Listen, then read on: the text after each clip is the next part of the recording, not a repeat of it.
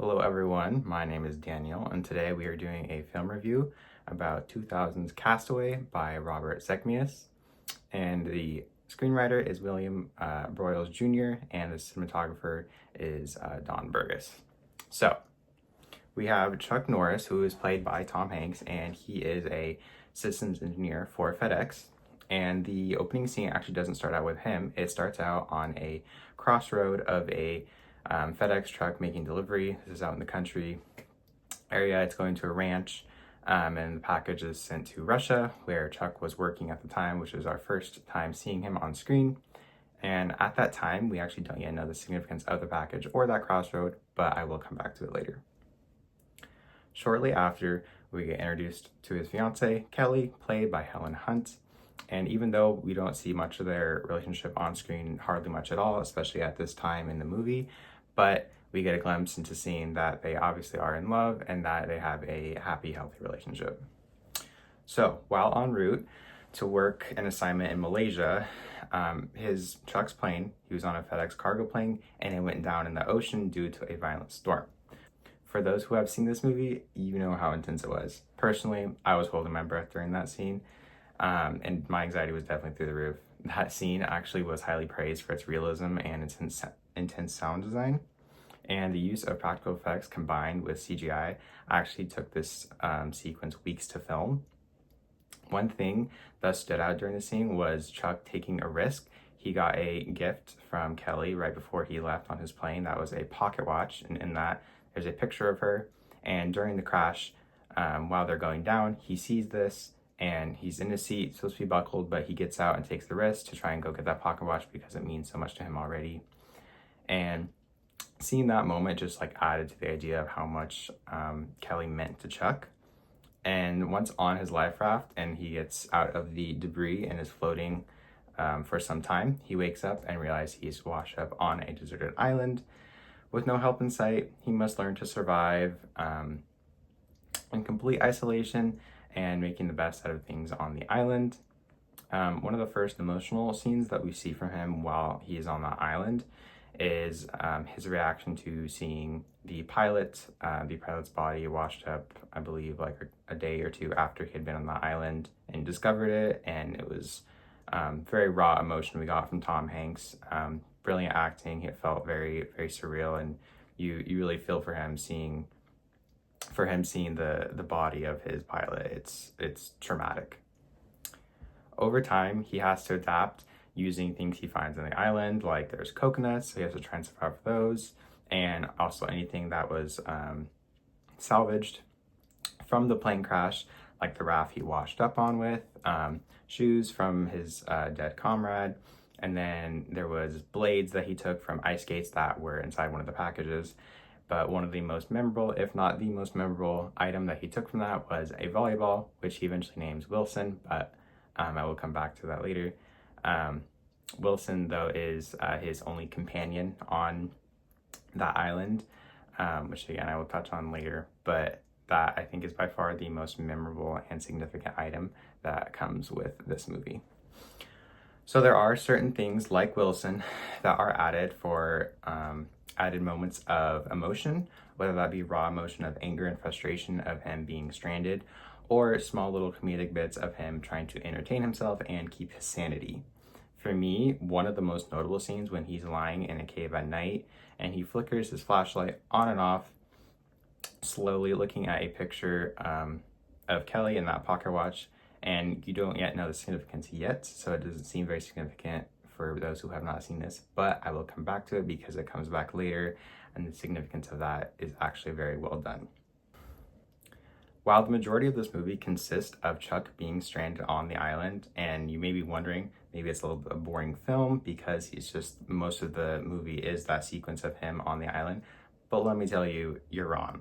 Robert Zemeckis did a fantastic job in order to not make you bored by watching it through his scene-by-scene story development, and also the brilliant acting from Tom Hanks, because I will touch on that a little bit later as well, that he is doing most of the acting and carries pretty much most of the movie. For one, You see him survive the plane crash and washed up on the island, and we already know that he's going to try and have to survive naturally, so we're already going to be wanting to root for him. Another is that we've already been introduced to Kelly and we already have an idea of his life back home, and so we're all going to be wanting him to get back to him, especially Kelly. For those who have loved ones, you know how much, if you were in his position, you would want to get back to them as well. What makes his survival on the island even more captivating and intense is the fact that there's very little dialogue or music.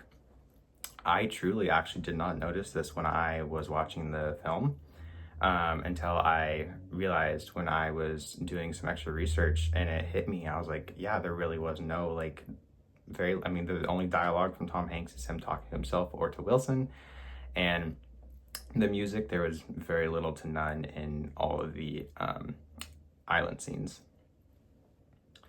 Because there's very little music or dialogue, it immerses the audience in Chuck's isolation and forces us as the audience to feel his loneliness, his frustration, and the slow psychological unraveling that he's having. It also places total trust in the visuals, body language, and sound design, and especially the acting from Tom Hanks. Years pass, and Chuck transforms physically and mentally, which Tom Hanks actually did a real-life transformation for his role as well, which I will have some extra facts about that at the end. Eventually, he builds a raft and is brave enough to go out in the ocean and try and escape and sail closer to land. He is eventually rescued and returns home, only to discover that the world has moved on, including his fiancée Kelly, believing he was dead, and she is now married and started a family of her own. And we don't see much of Chuck's reaction to this, but just from the almost no emotion he shows to it, kind of shows that in itself, that he is like distraught and heartbroken, especially knowing that while she got over him because it had been so many years and she thought he was dead, Chuck never gave up hope or faith about getting back to her, and that was all he could focus on. Pretty much that was one of his biggest motivations for surviving and getting off the island. So you can imagine how distraught that must have been for him. So if you remember earlier, I talked about a scene on the island where Chuck was lying in a cave, flashing his flashlight briefly on and off at a picture of Kelly in his pocket watch, and that actually comes back around because we see that flashing in from when he was stranded on the island, and then a similar concept happens when he is returned back home. He's in his bedroom by himself. He's laying on the floor and he is staring at a pocket watch, but this time it's the actual lights flickering on and off. So that was a significant callback to him and to her about their relationship, and how he, even though he has returned, he still feels like he has lost her because she has moved on in a different way. Because at the beginning, it was him missing her and wanting to get back to her, feeling like he had lost her, and then now he felt like he lost her in a different way. We do get one last intimate moment from them after he is returned, even though she has moved on and is married. She does admit, though, that she never truly believed that he was dead and never gave up hope, hoping that he would return one day. But they both make peace with it, and eventually they do have to go their separate ways, and she goes back to his family, and Chuck has to move on. In the final scenes of the movie, this is when we find out the significance of the first package that we saw being sent. That first package had a pair of angel wings that were a picture of it on it. And so that was the only package that Chuck did not open, that he went down on with the plane. He opened every other package in order to try and help anything he could to survive. But he actually left one package, and it happened to be this one package because it was a symbol for him as hope, and that he would get back home and be able to return them to one day. So that was pretty huge in his motivation and survival as well, to try and stay alive. Just another added thing of being able, if he's able to accomplish that once he gets back and makes it off alive. We never actually do find out the contents of the package. However, we do see Chuck driving to that same ranch where we first saw in the very opening scene and delivering the angel wing package with him. And he knocks, no one is home, so he leaves a note saying on how it saved his life. And after Chuck delivers the package, we find him stopped at the same crossroad from that opening scene. We see him looking at a map, unsure where to go from this point after he delivers that package. And a lady in a truck drives by him, comes up, helps him with directions, saying that he's lost, that he looks lost. And after taking a short while with him to help him get on his way, she drives off in her truck. But as she drives off, us, both the audience and Chuck, sees the same angel wings were actually on the back of her truck. So knowing that it was her package that saved his life, he didn't try and drive after her, but it was a nice closure for him, knowing like whose package it was and who was the person that almost saved his life in a sense, indirectly. Just their package and his decision to save that package is what kept him going.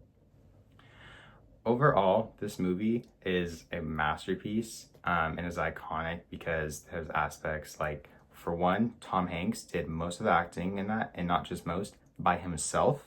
So if you watch this movie, you'll see that majority of the movie, it is him stranded on the island, and he is acting purely by himself.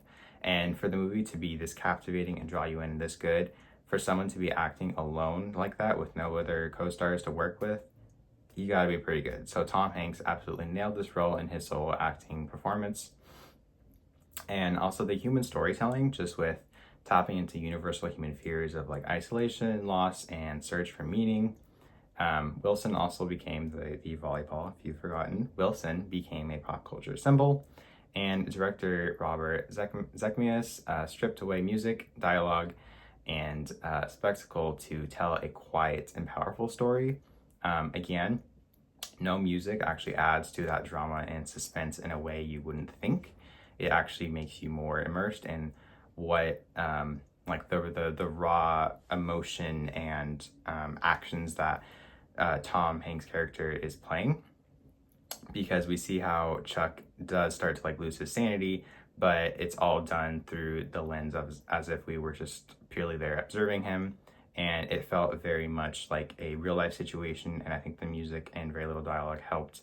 The little to no music and dialogue helped added to that aspect of realism that was happening.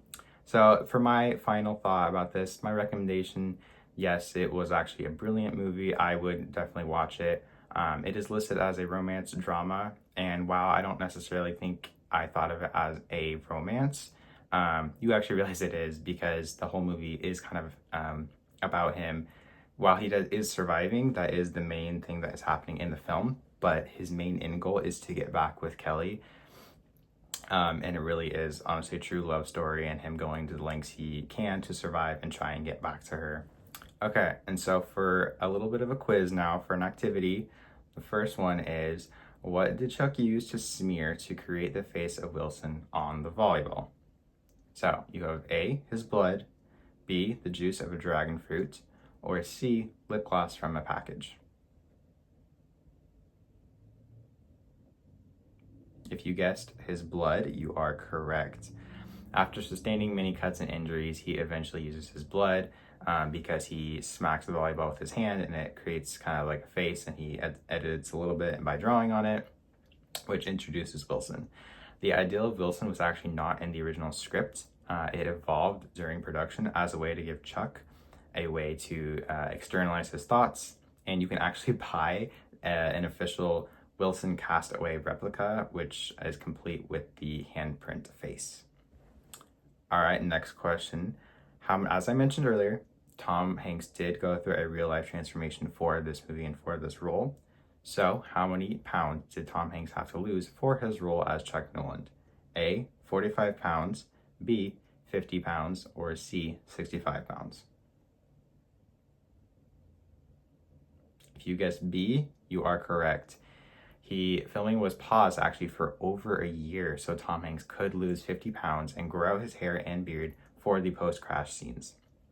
During this time, director Robert Zemeckis actually moved on to filming another movie, which was What Lies Beneath. But this just kind of goes to show how dedicated Tom was to his role and the different lengths that actors might go for a film. All right, for our third and final question. In 2021, the original Wilson prop from the movie was sold at auction. how much did it sell for? A, $64,000, B, $175,000, or C, $308,000?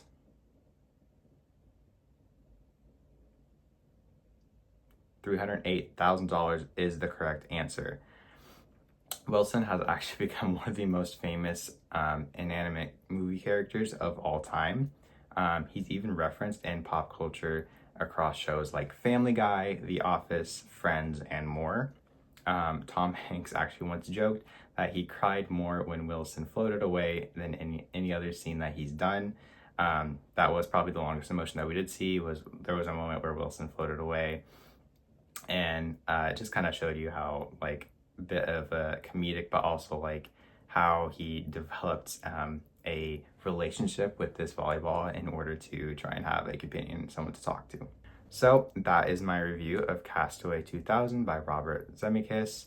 I think it's brilliant. I would definitely recommend watching it if you are like me and you actually like suspense, or if you like to see the resolution. Definitely would watch this. There is quite a build up into him getting rescued, but there is like that initial sigh and relief once you do see him get rescued. So I would say watching the entire movie is definitely worth it. And personally, I think there were certain parts where it started to get boring, but it not for long. Personally, me, very quickly, I moved on, seeing as how the scene by scene development by the director was actually very well done and didn't keep you bored long. So I would definitely recommend this. I think Tom Hanks did an amazing job acting in this, and yeah, go see it. Thank you.